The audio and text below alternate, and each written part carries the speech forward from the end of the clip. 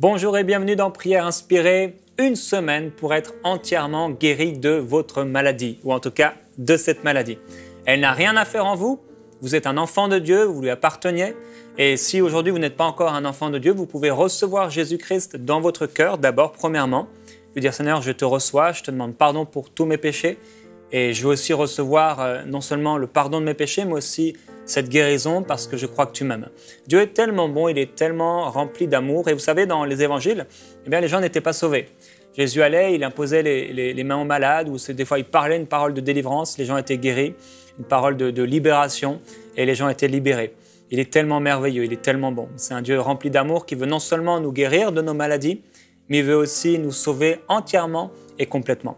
Alors, pendant cette semaine, je crois que la parole de Dieu est dominante, la parole de Dieu est mise à l'honneur. Et à travers nos proclamations de la parole, je crois que notre corps est obligé de se soumettre à la parole de Christ. Elle était là au commencement, avant toute chose, la parole était là, la parole était avec Dieu et la parole était Dieu et cette parole est vraiment puissante. Je vais vous partager un témoignage comme je l'ai fait hier et avant-hier, simplement pour vous encourager dans votre vie, dans votre foi, dans votre marche avec Dieu. Alors c'est toujours le frère Kenneth qui raconte. Il dit « Je rencontrais une dame baptiste, âgée de 36 ans seulement, qui souffrait du cancer. Très malade, elle ne devait pas vivre longtemps. Un pasteur baptiste qui avait compris la réalité de la guérison divine lui rendait visite chaque jour chez elle pour lui lire les Écritures et prier. Cependant, elle resta alitée. Ce pasteur se rendait chez elle à pied puisqu'elle ne vivait pas loin du presbytère où il habitait. Un jour, en rentrant chez lui à pied, il dit « Seigneur, je ne comprends pas. Nous te faisons confiance pour la guérison. Cette femme dit qu'elle croit aux Écritures, que je lui lis. » Aussitôt, l'Esprit de Dieu s'adressa à lui. Non, elle n'y croit pas. Elle se met d'accord avec elle intellectuellement, donc avec ma parole. Si elle y croyait, elle serait hors du lit à faire ses travaux. Le lendemain, il retourna chez elle et commença à lui lire des Écritures. « Oui, j'y crois, déclara-t-elle. »« Non, vous n'y croyez pas, riposta-t-il. Si vous y croyez, vous seriez hors du lit à faire le ménage. » Elle le regarda étonnée, comme s'il l'avait giflé. Mais elle comprit. Elle lui dit « Allez dans la chambre à côté et je me lèverai. » Sur ce, il partit. Elle se leva et endossa son peignoir. À son retour, son mari la trouva debout, en bonne santé, en train de préparer le repas du soir. Ce pasteur baptiste me dit « Eh bien, je vais essayer… » ça s'est passé il y a 19 ans et elle est toujours en bonne santé, guérie. Elle continue de faire le ménage. On pourrait dire « Eh bien, je vais essayer de faire de même. » Cela ne va pas marcher en essayant de le faire. Elle ne l'essaya pas. Elle le fit. Elle permit à la parole de pénétrer dans son esprit. Elle n'agit pas seulement intellectuellement selon ce que Dieu avait dit. Il y a une différence. N'agissez pas par présomption ou bêtise. Permettez à la parole de toucher votre fort intérieur. Alors vous pourrez agir par la foi. Et lorsque vous le ferez, vous verrez des résultats. Gloire à Dieu. Avant-hier, on a parlé de refuser la maladie. Et j'ai dit que c'était vraiment l'une des premières choses qu'il fallait faire quand on est attaqué par la maladie, c'est déjà de la refuser. Maladie, tu n'as absolument rien à faire en moi. Ensuite, on a parlé hier de changer nos pensées par rapport à la santé et par rapport à la maladie.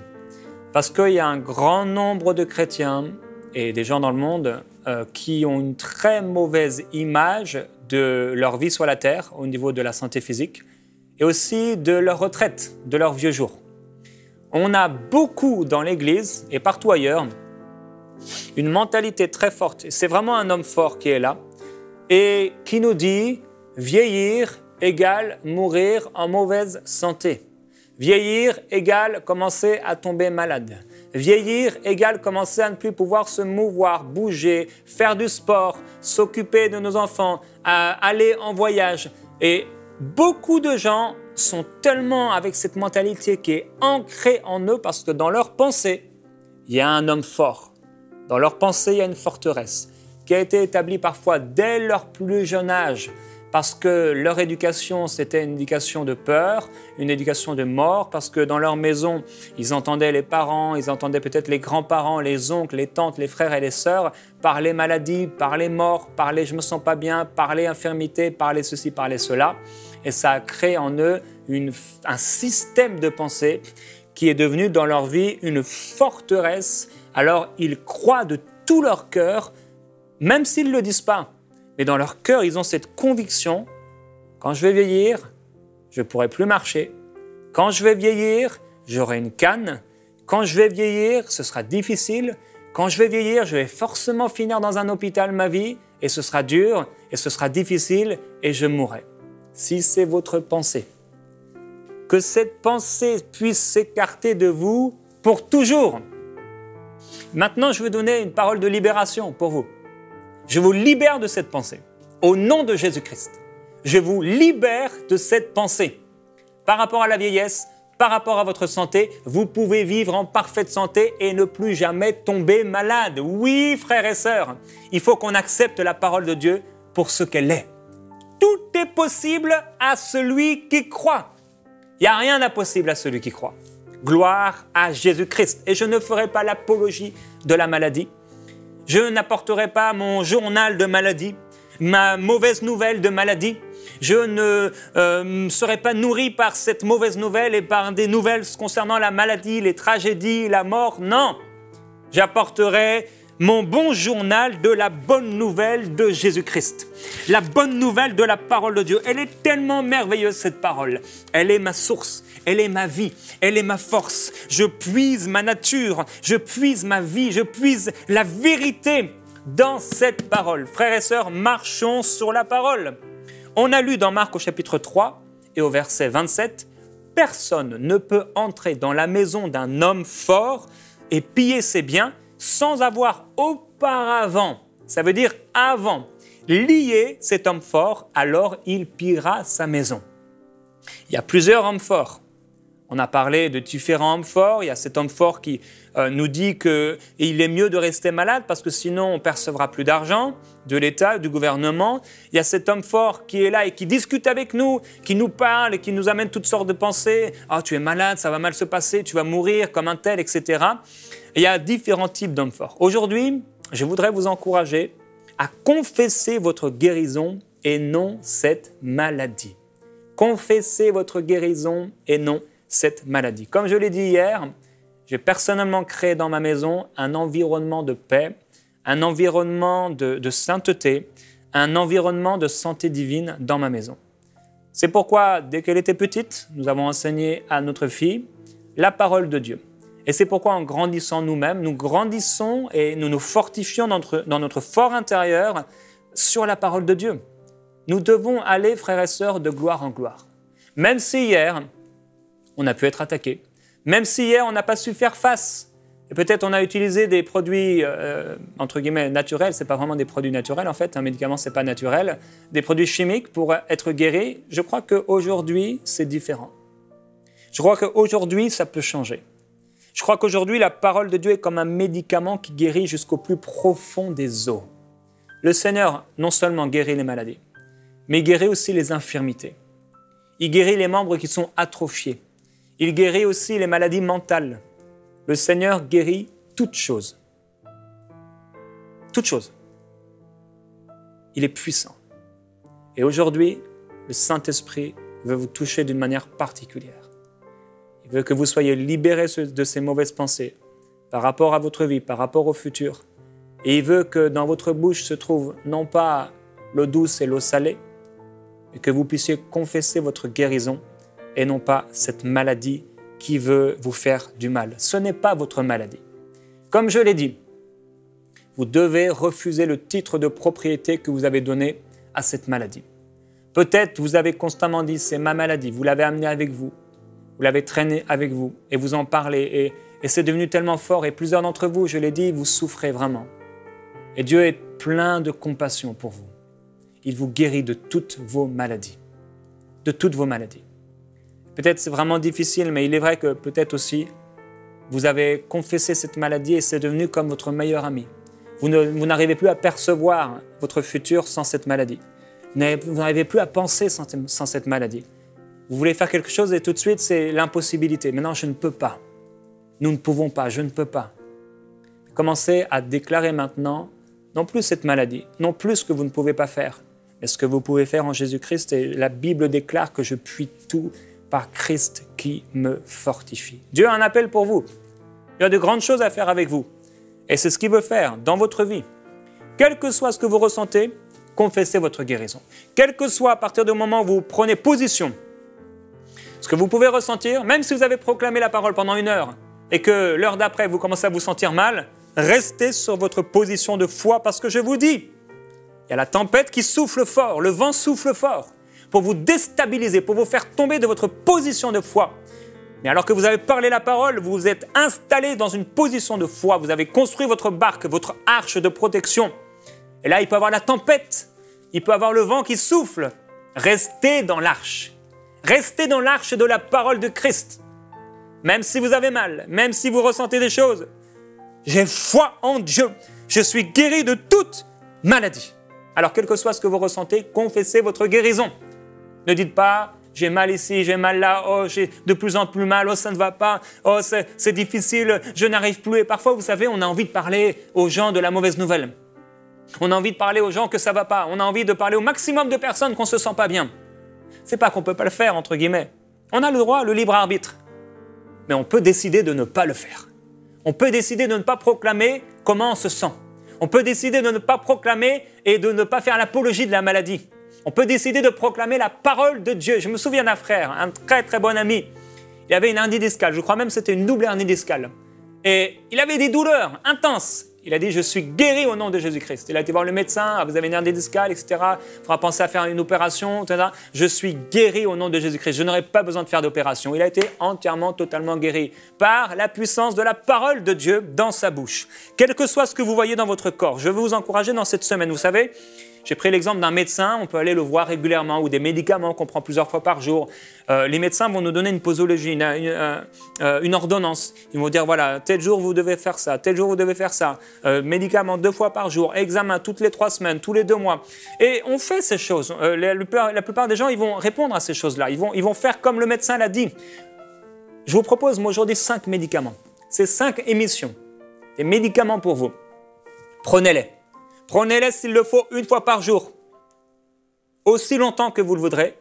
Prenez ces médicaments, les médicaments de la parole de Dieu. Et pendant que vous prenez ces médicaments, pendant que vous écoutez cette émission pendant toute cette semaine, quel que soit ce que vous ressentez, même si ça devient plus violent apparemment, même si vous voyez des saignements, si vous voyez de l'inflammation, même si vous voyez une aggravation de cette maladie, continuez à confesser votre guérison. Tenez ferme dans la foi, parce que ces choses arrivent pour que vous puissiez vous détacher de Christ, que vous puissiez vous détacher de votre position de foi. Vous savez, la confession, elle est puissante. Elle est puissante, en même temps, elle n'est pas magique. Il faut croire ce qu'on dit. Mais même si au début, vous ne croyez pas ce que vous le dites quand même parce que c'est la parole de Dieu. Alors vous parlez la parole, vous confessez la parole. Jésus dit, croyez que ce que vous dites arrive. Croyez que ce que vous dites arrive. Quand vous parlez, vous croyez maintenant, ce que j'ai dit, ça arrive dans le nom de Jésus. Dans Proverbe au chapitre 18 et au verset 20, il est écrit « C'est du fruit de sa bouche que l'homme rassasie son ventre ou son corps. C'est du produit de ses lèvres qu'il se rassasie. La mort et la vie sont au pouvoir de la langue. Quiconque l'aime en mangera les fruits. » La version Semeur montre un peu et donne une meilleure image, je trouve, une meilleure traduction de ce passage, en disant au verset 20, « Chacun goûtera à satiété les fruits de ses paroles et se rassasiera de ce que ses lèvres ont produit. » Ça veut dire, je vais manger ce que mes lèvres ont produit. La mort et la vie sont au pouvoir de la langue. Vous aurez à vous rassasier des fruits que votre langue aura produits. La Bible va parler à un moment, un verset particulier qui déclare qu'il y en a qui retournent à leur vomi, en parlant des gens qui sont rétrogrades. Ça veut dire qu'ils ont vomi et c'est comme s'ils vont ravaler. Vous savez, c'est une image dégoûtante. Eh bien, la parole dit que quand nous parlons, on est en train de produire quelque chose, de produire un fruit. Et qu'avec ce fruit, on va se rassasier, on va manger nos paroles. Alors, si vous parlez la maladie, si vous parlez les accidents, si vous parlez la mort, si constamment vous êtes environné de pensées de mort, qu'allez-vous manger, frères et sœurs? La mort, la maladie, la peur, les tourments, la crainte, l'adversité, l'oppression, toutes ces choses. Je me souviens un jour quand je devais aller avec mon frère Michael Lebeau et pasteur Joel Spinks aussi, on allait en Côte d'Ivoire et on devait faire des vaccins. C'était obligatoire, les vaccins obligatoires. Et on a été faire ce vaccin obligatoire et quand on a fait ce premier vaccin, après la personne nous a dit, vous savez, là-bas et en Afrique, et d'ailleurs dans d'autres pays dans le monde, dans d'autres continents, c'est vraiment très dangereux. Il faudrait que vous puissiez faire ce vaccin parce que là, sinon, vous allez tomber malade. Et ce vaccin, parce que sinon, voilà ceci. Et ce vaccin, vous savez, ils voulaient vendre leurs produits. Et j'ai dit non, je ne prendrai aucun de ces vaccins. Je vous remercie beaucoup et je ne prendrai aucun de ces vaccins. Et la dame me dit, mais vraiment textuellement, elle me dit non, mais si vous ne les prenez pas, vous allez vraiment tomber malade. Et ça va être très grave. Et quand vous allez tomber malade, il n'y aura peut-être pas les hôpitaux pour prendre soin de vous. Et je dis, madame, je ne tomberai pas malade. Madame, je ne mourrai pas. Et la femme était en train de me dire, de prophétiser sur moi, une fausse prophétie, que j'allais tomber malade, que ça allait mal se passer. Elle essayait d'amener la crainte. Et j'ai finalement dit à cette personne, j'ai dit, je vous remercie et je comprends que vous soyez environné de maladies, que vous soyez environné de peur et de crainte, mais personnellement, moi, je suis environné dans ma vie de guérison, de santé et de paix. Et voilà, ça s'est terminé comme ça. Frères et sœurs, la confession, c'est puissant. Il y a peut-être des paroles qui ont été prononcées contre vous et que vous avez peut-être même vous-même prononcées en confessant votre maladie, en confessant votre malaise, en confessant que ça ne va pas bien. Et aujourd'hui, ça doit changer. Alors, comme je l'ai dit, vous devez croire ce que vous dites. Vous devez croire ce que vous confessez. Il y a des gens, vous savez, on leur dit de confesser la parole de Dieu. Et quand ils vont parler une parole négative, ils vont dire « Non, c'est vrai, il ne faut pas que je dise ça ». Et ils font les choses, mais ils ne les font pas avec conviction. C'est pourquoi que le frère Kenneth, dans son témoignage, il dit que voilà, on ne doit pas faire des choses par bêtise, simplement en suivant le mouvement. On fait les choses parce qu'on croit la parole de Dieu. Et cette parole, elle est puissante. Comme je l'ai dit vendredi, donc dans 2 jours, on va prier. Je vais prier pour tous les malades. Et je sais que la puissance de Dieu va se manifester. Je vais prier contre 150 maladies, quelle que soit la maladie qui est venue dans votre vie pour vous faire du mal. Parce qu'une maladie, effectivement, ça fait du mal. Le bon berger a donné sa vie pour vous faire du bien. Il vous amène, il vous fait entrer dans un pâturage, dans une prairie, en Éden. Il veut votre bien. Alors on va parler la parole de Dieu, frères et sœurs. Et déjà, vous pouvez proclamer avec moi en disant « Au nom de Jésus-Christ ». Dites-le avec votre voix. « Au nom de Jésus-Christ, je déclare que toute parole négative que j'ai prononcée dans ces derniers mois, dans ces dernières années, n'ont aucun effet négatif sur ma vie. Je déclare que si j'ai ouvert une porte et si je suis en train de me rassasier de mauvaises choses que j'ai proclamées dans ma vie, si je suis en train de manger des semences, des fruits que j'ai moi-même plantés, que j'ai moi-même cueillis et qui m'amènent aujourd'hui dans cette maladie, au nom de Jésus-Christ, j'ordonne à cet arbre maintenant d'être complètement séché. Maintenant même, je prends position dans ma vie personnelle. Je ne mangerai plus ces fruits. Dieu a le pouvoir de me combler de toutes sortes de biens, afin que possédant toujours de quoi satisfaire à tous mes besoins, j'ai encore en abondance pour toute œuvre bonne. Je déclare que de la même façon que Dieu a pourvu aux besoins financiers de ses enfants, alors que l'or et l'argent lui appartiennent, quel que soit ce que me disent mes finances, quel que soit ce que me dit mon corps, je déclare que Dieu a le pouvoir de me combler, de combler mon corps de toutes sortes de bienfaits, afin que possédant toujours la force nécessaire, possédant toujours la vitalité nécessaire, j'ai encore en abondance de la force, en abondance de la vitalité, en abondance une force physique, une force en intelligence, une force en perception, en discernement, en restauration, en sagesse, en illumination, en révélation,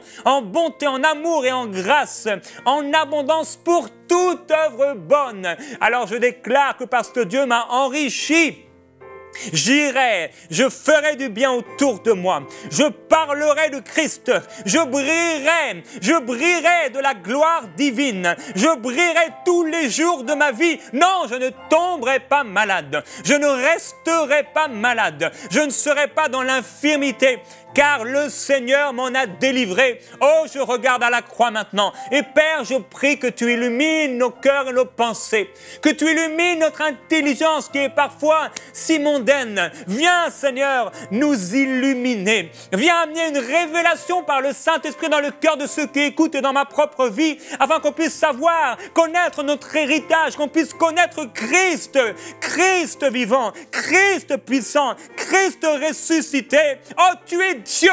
Seigneur Jésus, je refuse de te laisser sur la croix, car tu en es descendu et tu es non seulement mort, mais tu es ressuscité.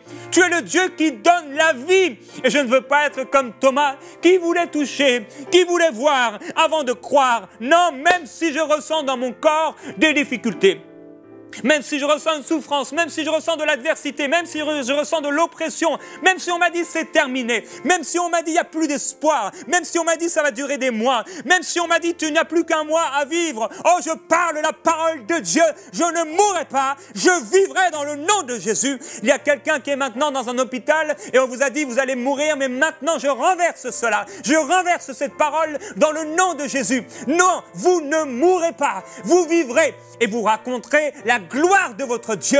Dieu est puissant, Dieu est glorieux. Il n'y a pas de puissance comme la puissance divine. Il vient terrasser l'ennemi, il vient terrasser, éradiquer la puissance de l'ennemi. À la croix, il a dépouillé les autorités. Il a dépouillé les autorités sataniques, les dominations sataniques. Il a dépouillé la puissance de la mort. Il l'a livrée en spectacle, en triomphant d'elle par la croix. Et il nous a amenés avec lui dans son cortège triomphal, dans son cortège de puissance, dans son cortège royal. Il nous a installés comme des rois, comme des ambassadeurs. Il m'a installé comme un ambassadeur. Il m'a installé comme un roi dans son cortège triomphal. Je suis installé en Jésus-Christ. Quand Christ est mort, je suis mort.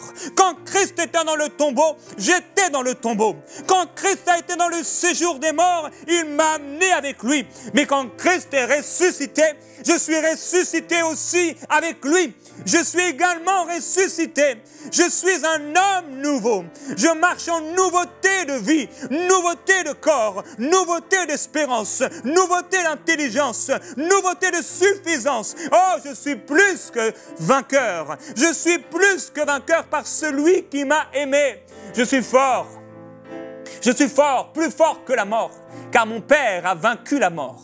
Jésus-Christ a vaincu la mort, il a vaincu le monde, il a vaincu le péché. En Jésus-Christ, je suis vivant. En Jésus-Christ, je suis ressuscité. Je suis un homme nouveau. En Jésus-Christ, j'ai la vie, le mouvement et l'être. Satan est l'auteur de la maladie et de l'infirmité. Je le sais maintenant. Donc je n'ai pas peur ni de la maladie, ni de l'infirmité, ni de la mort. Et je n'accepterai pas la maladie. Je refuserai l'infirmité. Je refuserai que la mort me touche avant que Dieu ait dit « c'est terminé ». Si Jésus tarde à venir, je mourrai sans maladie ni infirmité. Je ne mourrai pas dans de mauvaises conditions. Je n'aurai pas besoin de béquilles, je n'aurai pas besoin de bâtons, je n'aurai pas besoin de fauteuil pour avancer, je n'aurai pas besoin d'aide sociale, je n'aurai pas besoin d'une aide particulière de quelqu'un pour m'aider quand je vieillirai, parce que je vieillirai bien, comme Dieu l'a voulu, comme Dieu l'a désiré. Je ne juge pas ceux qui ont besoin d'aide, je ne juge pas ceux qui sont malades, Père, non. Je veux simplement marcher dans la puissance de Christ, dans la vérité de Christ. Père, je prie pour ceux qui souffrent, je prie pour ceux qui sont malades. Glorifie-toi dans leur vie. Illumine les yeux de leur cœur afin qu'ils puissent accepter, recevoir, vivre dans la plénitude de leur héritage. Je proclame ta parole. Tu veux que je sois en bonne santé. Proclamez avec moi. Dieu veut que je sois guéri. Voilà le plan et le dessein de Dieu. Car il est écrit, il a pris mes infirmités et il s'est chargé de mes maladies. Ce que Christ a porté, pas besoin que je le porte. C'est la volonté de Dieu que je marche dans la santé. Il ne veut pas que je sois opprimé par le diable. La maladie, c'est l'oppression du diable, car la maladie vient du diable. Satan est l'auteur de la maladie. C'est la volonté de Dieu pour moi, que je ne sois pas sous l'emprise de Satan. Donc, ce n'est pas la volonté de Dieu que je sois, en tant qu'un de ses enfants, sous l'emprise de Satan, sous l'emprise de la maladie, sous l'emprise d'aucune infirmité. Car Jésus a pris mes infirmités et il s'est chargé de mes maladies. Et puisqu'il s'en est chargé, je suis affranchi. Puisqu'il s'en est chargé, je suis guéri. Jésus est celui qui me guérit. Il me délivre de l'oppresseur. Il me délivre des ravages de la peste et des fléaux qui voudraient venir contre moi. 1000 tomberaient à ma droite et 10 000 à mon côté. Je ne serai pas atteint. Je verrai simplement la rétribution que le Seigneur donne. C'est Dieu qui agit en moi pour produire le vouloir et le faire, selon son bon plaisir. Il veut que je sois en bonne santé, sans maladie. Et il œuvre dans mon esprit, mon âme et mon corps. Si Dieu produit en moi le vouloir, le désir et le faire, si Dieu a produit dans mon cœur un désir pour être guéri, c'est que Dieu veut me guérir. Ce désir d'être guéri ne peut venir du royaume des ténèbres, car le diable vient pour égorger, tuer et détruire. Alors ce désir d'être guéri vient de mon Père. Si je désire être guéri, c'est que cela vient de mon Père. Et si mon Père m'a donné ce désir, c'est qu'il m'a déjà guéri. C'est que c'est pas ça, c'est que c'est sa parfaite volonté pour moi de marcher dans la plénitude de guérison. Merci Père pour ta puissance qui guérit. Merci pour cette puissance qui est à l'œuvre dans mon corps pour produire une guérison et un rétablissement. Je sais ce qui m'appartient. Je revendique ce qui m'appartient selon la parole de Dieu. La santé et la guérison m'appartiennent. Merci. Je suis si content de ne pas être obligé d'attendre qu'un ange ait à venir et à produire un petit mouvement dans l'eau. Je suis si heureux aujourd'hui d'être guéri par la puissance de Dieu. Je crois ce que Dieu dit à mon sujet. Je crois que par les meurtrissures de Jésus-Christ, j'ai été guéri. Maintenant, je confesse ma guérison. Je suis guéri. Je suis en parfaite santé. Cette maladie n'est même plus, je n'y pense même plus. Je suis guéri dans le nom de Jésus-Christ, le Fils bien-aimé de Dieu, celui qui est mort pour moi, qui a livré sa vie et qui m'aime d'un amour éternel.